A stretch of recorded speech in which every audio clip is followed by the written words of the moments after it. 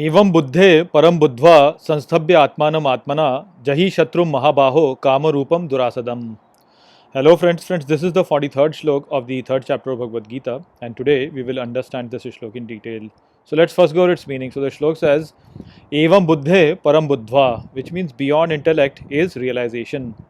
Sanstabhya atmanam atmana, which means by stabilizing yourself through deliberation, Jahi Shatrum Mahabaho, which means, O Mahabaho, destroy this enemy, Kamarupam Durasadam, which means which is in the form of lust and is formidable. So, this is the last shlok of the 3rd chapter of Bhagavad Gita. And in this shlok, Shri Krishna is summarizing what he has said, and he is saying that beyond intellect is the realization. So, in the previous shlok, we described how we are beyond our intellect, and most of us think that we are our intellect, but in reality, we are beyond that also. So, the person who understands this idea that we are beyond our body, senses, mind, and intellect, that person has realized. So, that is what Sri Krishna is saying over here, that beyond intellect is realization, above intellect is realization.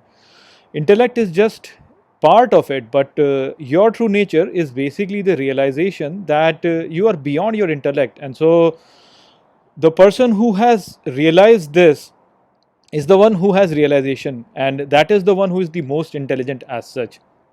So Shri Krishna is saying that beyond intellect is realization, and by deliberation in this, by understanding this, and by stabilizing yourselves in this, you should kill this enemy, which is the attachment, lust, aversion, and things like that. So, this is something which is very difficult to kill, but you should kill it by getting the realization. That is what Sri Krishna is saying over here.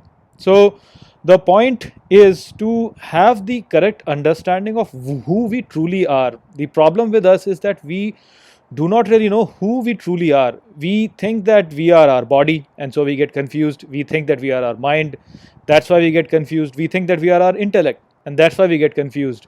But the thing is that we basically are beyond that. We are beyond the realization. We are beyond the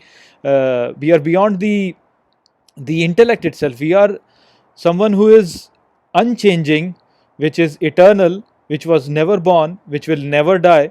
And once you get this realization, then you will have the right mindset to look at things.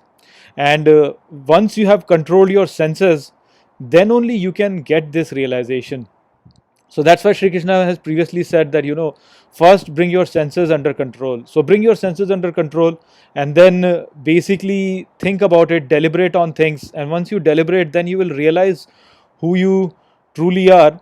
And with that, you can then kill this enemy of attachment and aversion.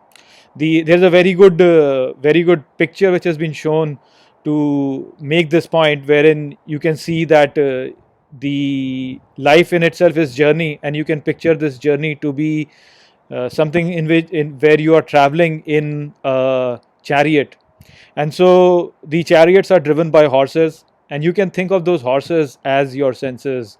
If you can control your horses, then your chariot is going to go in the right direction, and so you can then have the realization and can do the right things in life. But if your senses are out of your control, then your chariot is always going to end up somewhere at the wrong place. And so that's why Shri Krishna said it's very important for you to first bring your senses under control. When you will do that, then you will get the realization, and when you will get the realization, then you will destroy this enemy. So that is what is the message that has been provided by Shri Krishna in this shlok. I hope that I have explained this shlok well to you. I also hope that I have explained this chapter well to you. With that, the 3rd chapter is finished. We'll be presenting the summary and the quiz in the coming 2 days. With that, I will close this video. I will see you all in the next video. Take care.